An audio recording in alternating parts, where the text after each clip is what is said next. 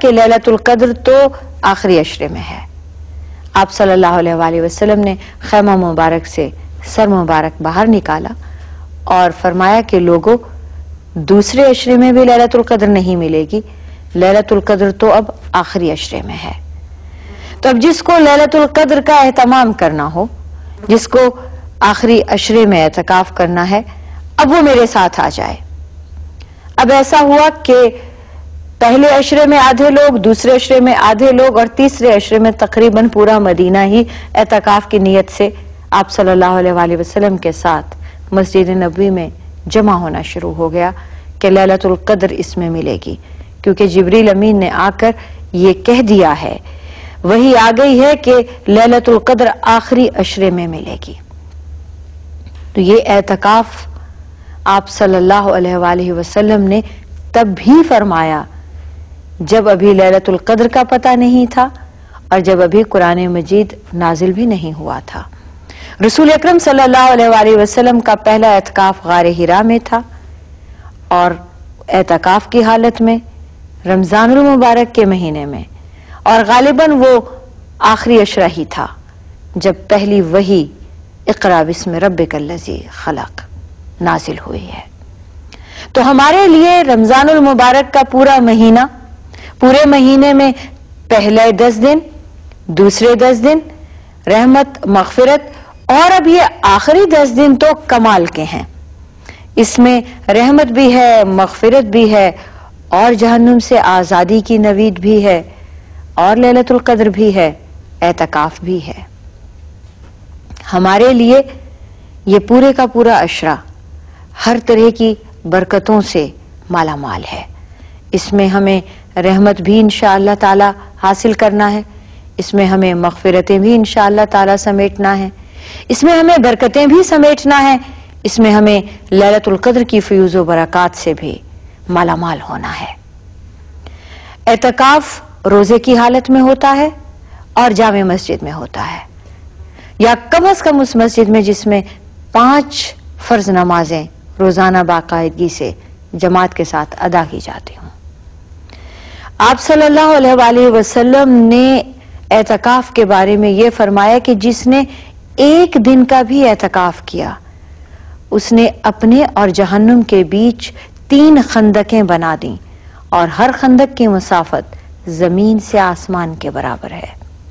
ایک مرتبہ حضرت ابن عباس رضی اللہ تعالی عنہ حالت اعتکاف میں تھے، اور روضہ اطہر کے سامنے مسجد نبوی میں اعتکاف میں تھے کہ ایک بہت غریب اور مسکین شخص روتا ہوا آیا اور کہنے لگا کہ آپ کا مقام، آپ کا مرتبہ، آپ کا رسول اکرم صلی اللہ علیہ وآلہ وسلم سے قرابت داری کا رشتہ میرے لیے بہت اہم ہے، مگر میری مصیبت بہت زیادہ ہے، بہت بڑی ہے۔ میں آپ کو اعتکاف کی حالت میں پریشان نہ کرتا، لیکن میں کیا کروں، جس کا میرے اوپر قرض ہے وہ میری جان نہیں چھوڑتا ہے، اور آپ کا لحاظ، آپ کا شرم اور آپ کا کرم اس پر بھی اتنا ہے، آپ کی شرم کی وجہ سے شاید وہ مجھے چھوڑ دے، اگر آپ چل کر میری سفارش کریں۔ حضرت ابن عباس رضی اللہ تعالی عنہ چل پڑے اور جا کر اس شخص کے دروازے پہ دستک دی اور کہا کہ سنو، اس شخص کو تم نے رلا دیا، یہ مصیبت زدہ ہے، یہ غم زدہ میرے پاس روتا ہوا آیا ہے، کتنا قرض ہے کہ تم معاف نہیں کر سکتے؟ وہ شخص کہنے لگا کہ آپ کے قربان جاؤں، آپ خود چل کر میرے گھر آئے، سارا قرضہ معاف، لیکن مجھے یہ تو بتائیے کہ آپ کے اعتکاف کا کیا ہوا؟ آپ تو حالت اعتکاف میں تھے، آپ کو تو میں نے وہاں پر دیکھا تھا، اور مجھے پتا ہے کہ آپ چاند رات باہر تشریف لائیں گے، اعتکاف کا کیا ہوا؟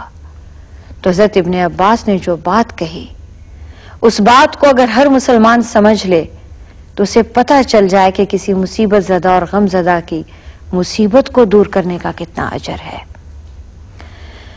فرمانے لگے کہ میں نے رسول اکرم صلی اللہ علیہ وآلہ وسلم سے سنا ہے، یعنی ان کے الفاظ یہ تھے کہ اس قبر والے کی قسم جہاں سے یہ شخص مجھے اٹھا کر لایا ہے.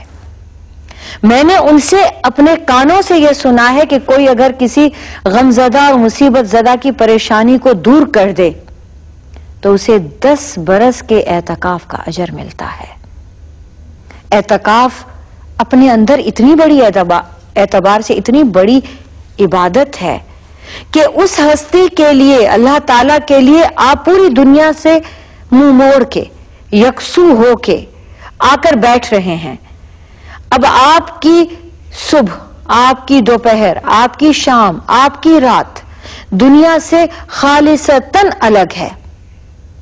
آپ اللہ تعالی کی خاطر الگ ہو کر سب سے آ کر بیٹھ رہے ہیں.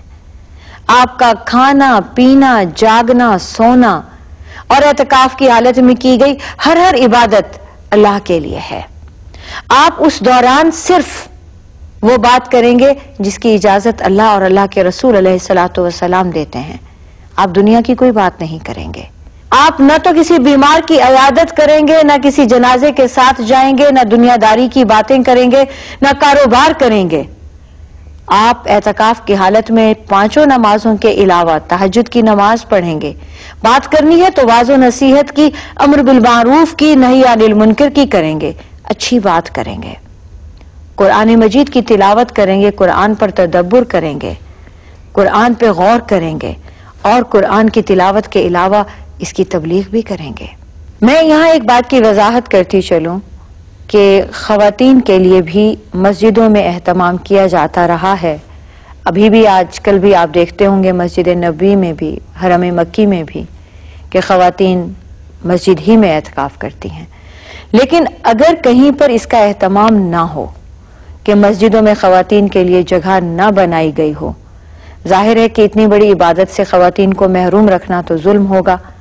تو ایسی صورت میں بعض جگہوں پر اس بات کی بھی اجازت ہے، خاص طور سے فقہ حنفیہ میں، کہ خواتین اپنے گھروں کے کسی کونے کو اس بات کے لیے مختص کر لیں اور پھر اس میں وہ بیٹھ کر اللہ تعالیٰ سے ہم کلام ہوں اور یکسوئی سے عبادت کریں. چونکہ اعتکاف فرض کفایہ ہے، ہر ایک پر فرض نہیں ہے اور نہ ہی ہر کوئی اس کا اہتمام کر بھی سکتا ہے. تو جب بھی آپ مسجد میں تشریف لے جائیں، آپ اعتکاف کی نیت کر لیں کہ جتنی دیر بھی آپ مسجد میں رہیں گے آپ اعتکاف کی حالت میں رہیں گے. تو اس صورت میں پھر آپ مسجد میں جتنی دیر بھی بیٹھیں گے آپ کو اعتکاف کا اجر ہو جائے گا. عزیزان گرامی، معتکف کی مثال ایسی ہے جیسے کہ وہ جا کر کسی کے بھی در پہ پڑ رہے. یعنی اگر آج انسان کسی انسان سے بھی کچھ چاہتا ہو تو جا کر اس کے پاس بیٹھ جائے اور کہہ دے کہ جب تک ملے گا نہیں میں یہاں سے ہلوں گا نہیں، تو انسان بھی مجبور ہو جاتا ہے کہ اس کی حاجت پوری کرے. کجا یہ کہ اس ہستی کے در پہ آپ جا کر پڑھ رہے ہیں اور یہ کہیں کہ میں تو ٹلوں گا نہیں جب تک مجھے تیری رضا، قربت، معرفت، محبت، ہدایت حاصل نہ ہو جائے، اور پھر دنیاوی حاجات کا بھی بے شک جتنا چاہے ڈھیر ہو، جب تک کہ حاصل نہ ہو جائے میں یہاں سے نہیں ٹلوں گا.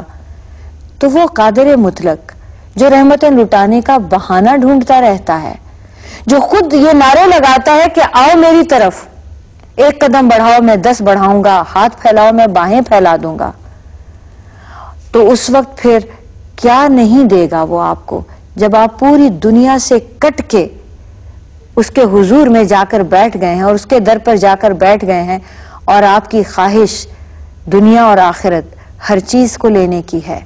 تو وہ آپ کو کیا عطا نہیں کرے گا؟ اس کے پاس کس چیز کی کمی ہے جو آپ مانگ رہے ہیں اور وہ نہ دے پائے؟ حالت اعتکاف کی ہر دعا وہ قبول فرمائے گا.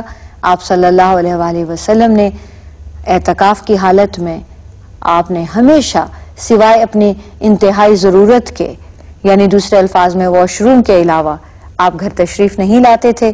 اور حضرت عائشہ سے روایت ہے کہ آپ صلی اللہ علیہ وآلہ وسلم اپنا سر مبارک حجرہ کے اندر کر دیتے تھے اور میں انہیں کنگھی کر دیتی تھی. آپ زوجات سے ضرورت کی بات کر لیتے تھے، لیکن آپ نے حالت اعتکاف میں اپنی بیویوں سے قربت کو منع فرمایا، دنیاوی باتوں سے منع فرمایا، غیر ضروری باتیں ویسے بھی منع فرمائی، لیکن حالت اعتکاف میں ہر وہ بات جسے رمضان کے علاوہ ٹالا جا سکتا ہو اس سے منع فرما دیا. وآخر دعوانا ان الحمدللہ رب العالمین. السلام علیکم ورحمۃ اللہ وبرکاتہ. یا اللہ یا اللہ